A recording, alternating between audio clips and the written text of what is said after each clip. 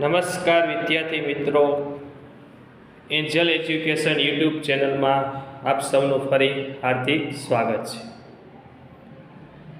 આજે આપણે વિભાગ એ મેટ બૌદ્ધિક યોગ્યતા કસોટીનું પ્રકરણ 1 શ્રેણી વિશે આપણે અભ્યાસ કરીશું.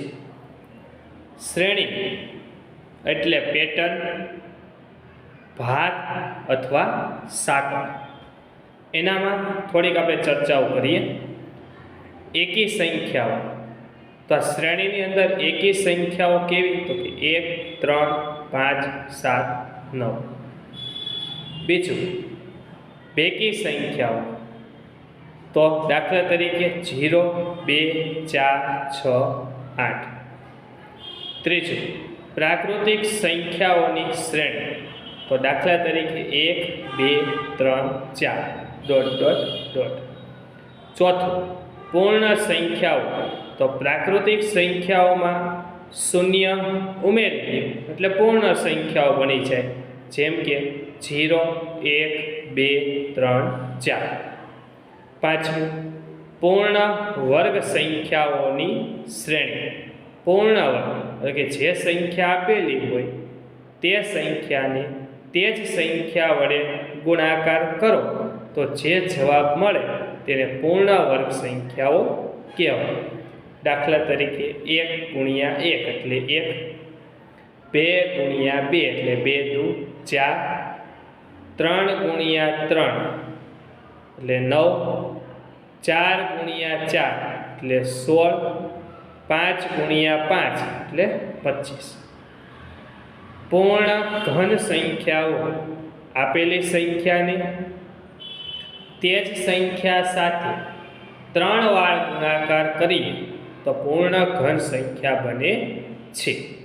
દાખલા તરીકે 1 ગુણ્યા 1 ગુણ્યા 1 બરાબર 1, 2 ગુણ્યા 2 ગુણ્યા 2 બરાબર 8, 3 ગુણ્યા 3 ગુણ્યા 3 બરાબર 27.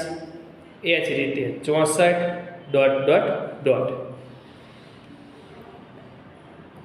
સાતમું અવિભાજ્ય સંખ્યાઓની શ્રેણી, તો જે સંખ્યાના ભાગ ન પડે તે સંખ્યાને આપણે અવિભાજ્ય સંખ્યાઓ કહીએ છીએ. દાખલા તરીકે 2, 3, 5, 7, 11, 13, 17, 19. વિભાજ્ય સંખ્યાઓની શ્રેણી, જે સંખ્યાઓના ભાગ પાડી શકાય તે સંખ્યાઓને આપણે વિભાજ્ય સંખ્યાઓ કહીશું. દાખલા તરીકે 4, 6, 8, 9, 10, 12. ફિબોનાકી સંખ્યાઓની શ્રેણી, જે સંખ્યા આપેલી હોય એની આગળની સંખ્યાનો સરવાળો. દાખલા તરીકે 1 પછી 2 એટલે 2 ને 1 3, 3 ની આગળ કોણ છે 2 તો 3 ને 2 5, 5 ની આગળ કોણ છે 3 એટલે 5 ને 3 8, 8 ની આગળ કોણ છે 8 ને 5 13. આ આપણે થિયરી જોઈ. આપણે હવે આપણે શ્રેણીના નિયમો સમજીએ. આ ચેપ્ટરના આપણે જે દાખલા ગણીશું એમાં આપણે એનો ઉપયોગ કરીશું. નિયમ 1, સમાન સંખ્યાનો ઉમેરો થયો હોય. બીજું, ચડતા ક્રમમાં સંખ્યાનો ઉમેરો થયો હોય. ત્રીજું, સંખ્યામાં ક્રમિક એકી સંખ્યાનો ઉમેરો. ચોથું, સંખ્યામાં ક્રમિક બેકી સંખ્યાનો ઉમેરો. પાંચમું, સંખ્યામાં ક્રમિક એકી સંખ્યાઓના વર્ગનો ઉમેરો. છઠ્ઠું, સંખ્યામાં ક્રમિક બેકી સંખ્યાઓના વર્ગનો ઉમેરો. સાતમું, સંખ્યામાં ક્રમિક સંખ્યાઓના વર્ગનો ઉમેરો. આઠમું, સંખ્યામાં ક્રમિક સંખ્યાઓના ઘનનો ઉમેરો. મિત્રો આ બધું આપણે જરાક થોડુંક યાદ રાખવાનું છે, જેથી કરીને આપણે જે દાખલા ગણીએ તો આપણે સહેલાઈથી ગણી શકીએ. નિયમ 2ની વાત કરીએ તો એમાં જે શ્રેણી આપેલી એમાંથી સમાન અંકવાળી સંખ્યા બાદ કરવી, ક્રમિક બેકી સંખ્યા અથવા એકી સંખ્યાનો ઘટાડો કરવો, સંખ્યામાંથી ક્રમિક સંખ્યાના વર્ગ અથવા ઘનનો ઘટાડો કરવો. નિયમ 3, અવિભાજ્ય સંખ્યાને ચડતા ક્રમમાં કે ઉતરતા ક્રમમાં ગોઠવવી, વિભાજ્ય સંખ્યાઓને ચડતા ક્રમમાં કે ઉતરતા ક્રમમાં ગોઠવવી. નિયમ 4, જે શ્રેણી આપેલી હોય એ શ્રેણીમાં દરેક સંખ્યાને કોઈ એક જ સંખ્યા વડે ગુણવામાં આવે,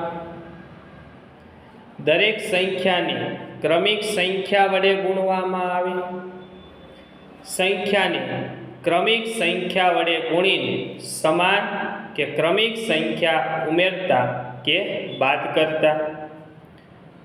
નિયમ 5 જોઈએ તો જે શ્રેણી આપેલી હોય તેમાં દરેક સંખ્યાને ક્રમિક સંખ્યા વડે કે સમાન સંખ્યા વડે ભાગાકાર કરતા.